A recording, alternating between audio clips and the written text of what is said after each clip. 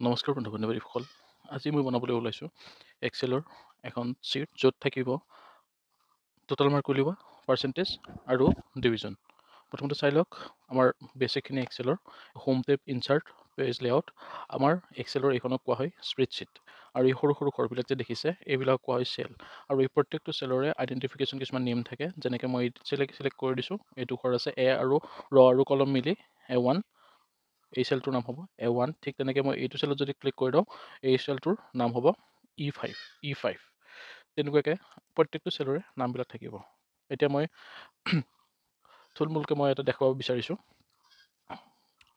এটা থাকিব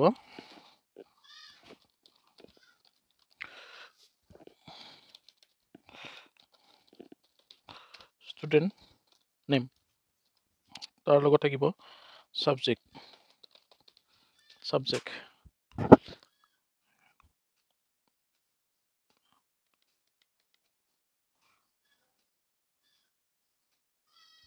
তাৰপিছত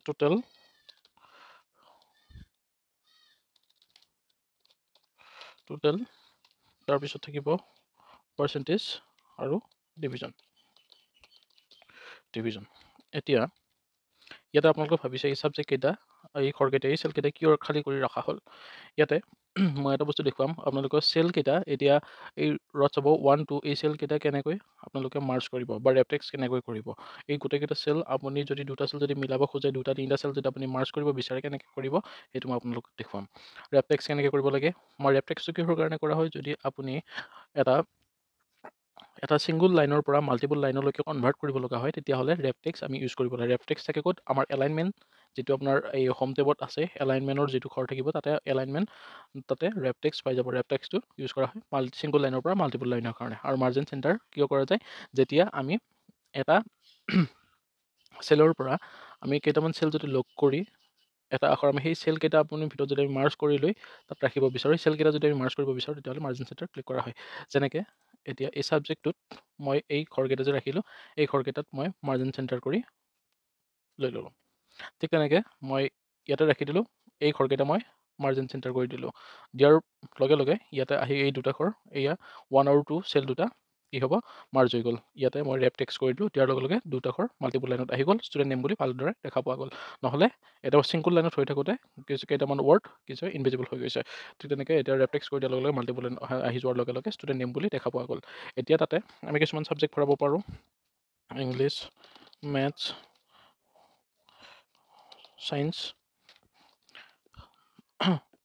ছ'চিয়েল ছায়েন্স, হিন্দী, এনেকৈ ভৰাই ল'লোঁ। আমি ইয়াতে কিছুমান নেম দি দিলোঁ। আমাৰ এতিয়া AB নেমকেইটা এনেকুৱা হ'ব, ABCDEF GH, এনেকৈ নেম কেইটামান দি দিলোঁ। আৰু মাৰ্ক কেইটামান ভৰাই দিলোঁ পষ্টাত।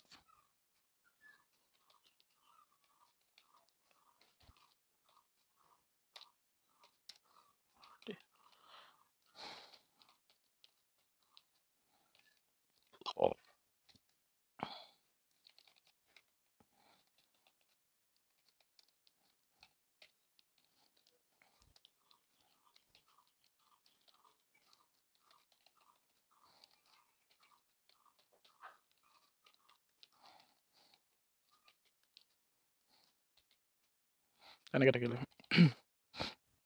এতিয়া এইকেইটা মই এটা ফৰ্মেটটো বনোৱা হৈ গ'ল। এতিয়া এইখন বনাব লাগিলে এতিয়া আমাৰ ডেফিনেশ্যনটো হ'ব, ডেফিনেশ্যনটো তেওঁলোকৰ কাৰণে ডেফিনেশ্যন দিব লাগিব equal to must symbol in Excel, আৰু আপোনালোকে ইকুৱেলটো দিবই লাগিব। তাৰ লগে লগে টোটেলৰ কাৰণে চামটো লিখিব লাগিব, চাম ব্ৰেকেট দিলোঁ। এতিয়া চাব ইয়াতে ছাবজেক্ট কেইটা আছে, আৰু এতিয়া আমি চিলেক্ট কৰিব লাগিব যিটো আমি চেল, যিটো চেলত ছাবজেক্ট ফাৰ্ষ্ট আৰম্ভ হৈছে, যেনে ইংলিছত আৰম্ভ হৈছে, এই ইংলিছৰ এ বি এটা কোনোবা এজন ষ্টুডেণ্টৰ নাম, সেই ষ্টুডেণ্টৰ ইংলিছৰ পৰা আৰম্ভ হৈছে, ইংলিছলৈকে আৰম্ভ হোৱাৰ লগে লগে ইংলিছৰ চেলটোত ক্লিক কৰি দিবা। এনেকৈ 32 নাম্বাৰটো আছে, 32 নম্বৰ এইটো ষ্টাৰ্টিং চেল এড্ৰেছ হৈ গ'ল। এতিয়া ইকুৱেল চাম ব্ৰেকেট ষ্টাৰ্টিং চেল এড্ৰেছ ইউজটো, এইটো আপুনি চিম্বলটো দি ল'ব। তাৰপিছত এণ্ডিং চেল এড্ৰেছটো ক্লিক কৰি দিব। এণ্ডিং চেল এড্ৰেছ কোনটো হ'ব, যিটোত আপোনাৰ ছাবজেক্ট শেষ হৈ গৈছে, সেইটো হ'ব এণ্ডিং চেল এড্ৰেছ। ক্লিক কৰি দিলে ব্ৰেকেট ক্ল'জ কৰি দিব, লগে লগে এণ্টাৰ কৰি দিব, হৈ গ'ল। টোটেল নাম্বাৰ আহি গ'ল, টোটেল নম্বৰ আহি গ'ল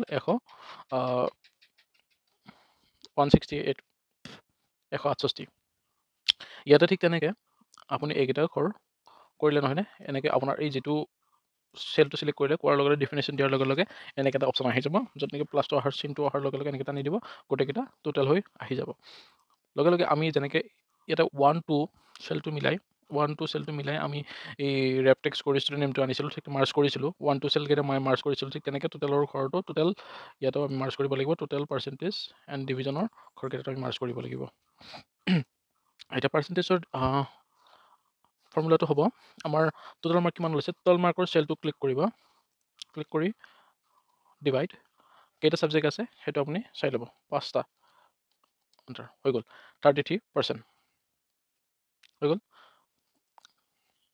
এইটো ঠিক তেনেকৈ এইটো টানি দিব এতিয়া ডিভিজন ইয়াতে আপুনি চাই ল'ব যদি আপোনাৰ ইয়াতে ছাবজেক্ট এটা মই এইটো এটা ফেইল কৰে মই চাম ফেইল কৰে মই আপোনালোকক দেখাবলৈ চেষ্টা কৰিম ইয়াতে মই এইটো 30 নম্বৰ কৰি দিলোঁ 30 নম্বৰ কৰি দিয়াৰ লগে লগে আৰু এটাত ক'ৰবাত মই কমাই দিলোঁ এইটো 30 নম্বৰ কৰাই দিলোঁ আৰু এইটো 43 হৈছে নে এইটোত 35 কৰাই দিলোঁ এইটো মই ফেইল কৰাই দিলোঁ এতিয়া এভিত মাৰ্কটো কম পাইছে এইটো ফেইল কৰিব ডিভিজনত আহিব লাগিব ইকুৱেল ডিভিজনৰ কাৰণে ফৰ্মুলাটো চাই ল'ব ডিভিজনৰ কাৰণে ফৰ্মুলাটো হ'ব equal if bracket go to percentage ঘৰটো চেলটো চিলেক্ট কৰিব তাৰ লগে লগে পাৰ্চেণ্টেজ চিম্বলটো দিব গ্ৰেটাৰ দেন ইকুৱেল কিমান সৰুৰ পৰা আমি ফাৰ্ষ্ট ছেকেণ্ড আৰু থাৰ্ড ডিভিজনটো উলিয়াম লগতে ফেইলটো থাকিব ইয়াতে আমি কি দিলোঁ ইকুৱেল দিবই লাগিব ইফ দিলোঁ ব্ৰেকেট ষ্টাৰ্ট কৰিলোঁ পাৰ্চেণ্টেজ চেলটো আমি চিলেক্ট কৰিলোঁ লগত পাৰ্চেণ্টেজ চিম্বলটো দিলোঁ গ্ৰেটাৰ দেন দিলোঁ ইকুৱেল দিলোঁ লগে লগে আমি 60% দি দিলোঁ কমা দিলোঁ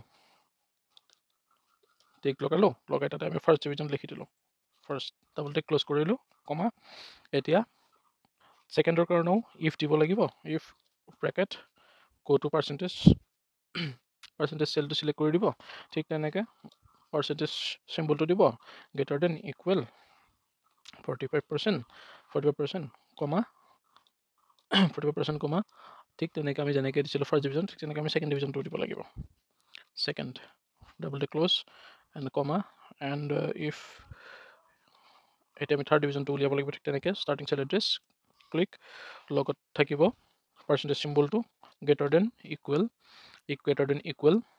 থাকিব গ্ৰেটাৰ দেন ইকুৱেল এটা থাকিব 30% কমা এইটো কি হ'ব থাৰ্ড ডিভিজন ডাবল টিকত আমি ল'ব লাগিব থাৰ্ড কমা এটা থাকিল ফেইলটো আমি ডাবল টিকৰ ভিতৰত ৰাখি দিম কমাৰ ভিতৰত ৰাখি দিম আমি তেনেকৈ ফেইল আমি এতিয়া তাত মন দিবলগীয়া কথাটো হ'ল আমি কেইটা ব্ৰেকেট ষ্টাৰ্ট কৰিলোঁ সেইকেইটা আমি ক্ল'জ কৰাই দিম তিনিটা ষ্টাৰ্ট কৰিছিলোঁ তিনিটা ক্ল'জ কৰি এণ্টাৰ কৰি দিলোঁ এতিয়া ৰিজাল্টটো হ'ল ফেইল কাৰণ 30 এইটো ৰিজাল্ট বেয়া হৈছে আমাৰ যিটো 30% লোৱা গৈছিলে পাছিং মাৰ্ক লাষ্ট আমাৰ পাছিং মাৰ্ক থাকে 30 চ' 30%কৈ যদি লোড পাই যায় তেতিয়াহ'লে ফেইল বুলি ধৰা হয় ঠিক তেনেকৈ ইয়াতো টানি দিব হৈ গ'ল বাকী এতিয়া ছেকেণ্ড এনেকৈ পাই গৈছে বা ইয়াতে কোনোবা এটা নাম্বাৰ যদি আমি বেছি কৰিও দিওঁ ফাৰ্ষ্ট ডিভিজন যদি কৰিব বিচাৰোঁ তেতিয়াহ'লেও কোনো অসুবিধাৰ সৃষ্টি নহ'ব আমাৰ ফৰ্মুলাকেইটা দিয়াৰ পিছতো অসুবিধা নহ'ব মই ইয়াৰ মাৰ্ককেইটা মই চেঞ্জ কৰাই দিছোঁ এইটো 45ৰ ঠাইত মই 70 কৰি দিলোঁ ইংলিছত এইটো 60 ফাৰ্ষ্ট ডিভিজন হৈ গ'ল ঠিক তেনেকৈ ফৰ্মুলাটো আপুনি শুদ্ধকৈ যদি দিয়ে তেতিয়াহ'লে কোনো অসুবিধা নহয় আপোনালোকে চাব পাৰিব এতিয়া মই আপোনালোকৰ লগত আলোচনা কৰিম এই ফৰ্মেটটো আমি বনালোঁ ফৰ্মুলা দিলোঁ ফৰ্মুলাখিনি আপোনালোকে গম পালে কিন্তু এটা মেইন কথা থাকিব আমি এই শ্বীটখনত আমি তাত এটা বাউণ্ডেৰী দিব লাগিব বাউণ্ডেৰী বুলি কওঁতে হ'ব কি তাতে টেবুল থাকিব আৰু আখৰ ফণ্টৰ এলাইনমেণ্টটো আমি মিলাব লাগিব এলাইনমেণ্টটো আমি মিলালোঁ কেনেকৈ অকল ৰেপটেক্স আৰু মাৰ্জিন চেণ্টাৰ কৰি আমি চেলকেইটাত এলাইনমেণ্ট ফণ্টকেইটা আমি মিলালোঁ জাষ্ট কিন্তু আমি এই আখৰকেইটা কৰিব লাগিব কি ফাৰ্ষ্ট কৰিম আমি টেবুলখনৰ কাৰণে ইয়াতে দুটা ৱে আছে এটা আছে ফৰ্মেট চেলত গৈ ডাইৰেক্ট ৰাইট ক্লিক কৰিব চিলেক্ট কৰি ৰাইট ক্লিক কৰিব লগতে ফৰ্মেট চেলত যাব বৰ্ডাৰ যাব এই আউটলাইন আৰু ইনচাইড কৰি দিব হৈ গ'ল এইটো এটা ৱে আছে আৰু এটা ইজি ৱে এটা আছে এইকেইটা ঘৰ আপুনি চিলেক্ট কৰিব তাৰ এই ফণ্টৰ ওপৰত যিটো ঘৰ আছে এই ঘৰটো ক্লিক কৰিব লগে লগে অল বৰ্ডাৰ কৰি দিব হৈ গ'ল এই বৰ্ডাৰটো আহি গ'ল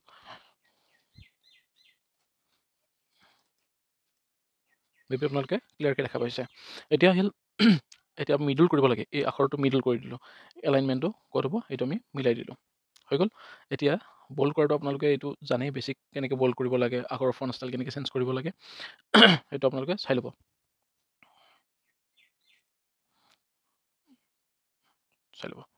ঠিক তেনেকৈ এতিয়া এইখন আপোনালোকে ছেভ কৰিলে, এই ধুনীয়াকৈ বনাই এতিয়া মেইন কথাটো হ'ল আপুনি ছেভ কৰিব লাগে। ছেভ কেনেকৈ কৰিব? ছেভ কৰিবৰ কাৰণে আমি যাব লাগিব ফাইল মেনু বা অফিচ বাটন, কিছুমানৰ ফাইল মেনু বুলি লিখা থাকিব, কিছুমানৰ অফিচ বাটন বুলি লিখা থাকিব।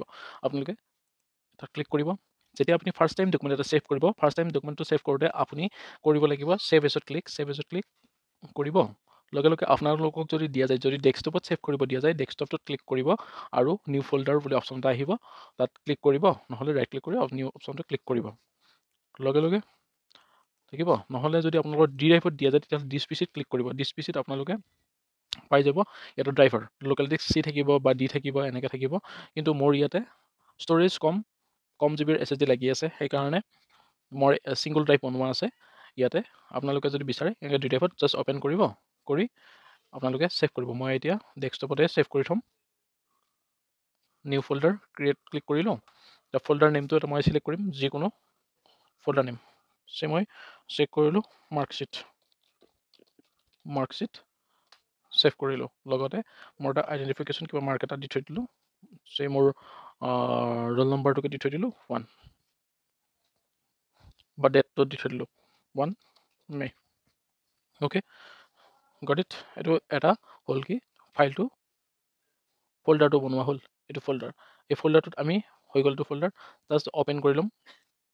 এতিয়া আমি ফাইলটো ছেভ কৰিম। কি বনাইছোঁ এইটো মাৰ্কশ্বিট।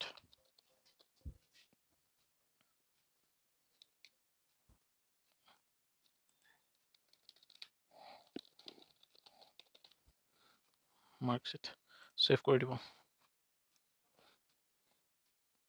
এইটো মোৰ ফল্ডাৰটো, এইটো মাৰ্কশ্বিট 1 মে বুলি ছেভ কৰিছিলোঁ। এইটো অ'পেন কৰিলে মই দেখা পাম এইটো মাৰ্কশ্বিটৰ মোৰ ফল্ডাৰটো, এইখিনি মই বনোৱাখিনি।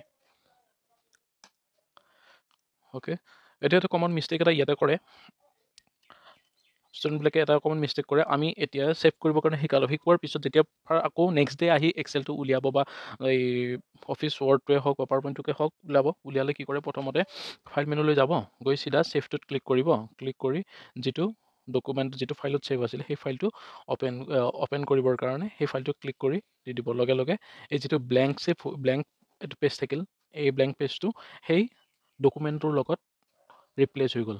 আগতে যিটো ডকুমেণ্টছ বনোৱা আছিলে সেই ডকুমেণ্টছটোত ৰিপ্লেচ হৈ গ'ল, যাৰ কাৰণে তেওঁলোকৰ যিখিনি ডাটা আছিল আগৰ দিনাখনে বনোৱা ডাটাখিনি, সেই ডাটাখিনি এই ব্লেংক পেজটোলৈকে ৰিপ্লেচ হৈ গ'ল, যাৰ কাৰণে তেওঁলোকে ডাটাখিনি হেৰুৱাৰ চান্সটো থাকি যায়। এইটো কমন মিষ্টেক, যাৰ প্ৰত্যেকটো ষ্টুডেণ্টৰ লগত হোৱা দেখা যায়। কিন্তু এইখিনিতে আপোনালোকে মন দিব লাগিব। অফিচ মেনুত যায় আপোনালোকে যদি ফাইলটো চাব বিচাৰে, তেতিয়াহ'লে আপোনালোকে অ'পেনত ক্লিক কৰিব, অ'পেনত যাব, আৰু যিখিনি ৰিচেণ্ট ডকুমেণ্ট থাকে সেইখিনি আপোনালোকৰ ছাইডত ইয়াতে শ্ব' কৰিবই। আৰু যদি নাথাকে, আপোনালোকৰ যদি বহুত দিন হৈ গ'ল, তেতিয়াহ'লে আপোনালোকে অ'পেনত গৈ ক্লিক কৰিব চাবৰ কাৰণে। যদি আপুনি নেক্সট পেজটো আপুনি যদি কালি কৰা ডকুমেণ্টটো যদি উলিয়াব বিচাৰে, তেতিয়া উলিয়াব লাগিলে অ'পেনত গৈ উলিয়াব। লগতে আপোনালোকৰ যদি ডকুমেণ্টটো যদি এই মাৰ্কশ্বিটখন বনাওঁতে যদি ইয়াতে কিছুমান যদি সৰু সুৰা বা কিবা এড কৰিবলগীয়া থাকে, ইয়াতে মই যেনিবা ৰোল নম্বৰটো লিখিব থাকি গ'ল বা ডেটটোৱে দিব থাকি গ'ল, 01 মে ডেটটো দিব থাকি গ'ল। এই ডেটটো দিবৰ কাৰণে দিয়াৰ পিছত এতিয়া মই এতিয়া কি কৰিব লাগিব, এই ডেটটো দিয়াৰ কাৰণে মই আকৌ ছেভ এজত গৈ কি কৰি থাকিব দৰকাৰ। তেতিয়া আমি ছেভ এজটো ক্লিক কৰি দিলে সেই ডকুমেণ্টটো যিটো ডকুমেণ্ট আগৰ প্ৰিভিয়াছ ডকুমেণ্ট আছিলে সেই ডকুমেণ্টছটোৰ লগতে কি হ'ব, ছেভ হৈ যাব। জাষ্ট ছেভটো ক্লিক কৰিলে হ'ল, নাইবা Ctrl+S ক্লিক কৰিলেও, Ctrl+S কিবৰ্ডত প্ৰেছ কৰিলেও হৈ যাব, ছেভ হৈ যাব। আই হোপ আপোনালোকে আজিৰ এক্সেলৰ এই বেছিক ইনফৰ্মেশ্যনখিনি আপোনালোকে বুজি পাইছে। Thank you. আপোনালোকে যদি ভাল পায় তেতিয়াহ'লে কমেণ্টত জনাব, মোৰ চেনেলটো ছাবস্ক্ৰাইব কৰিব, আৰু আপোনালোকক দিনটো শুভ হওক। Thank U.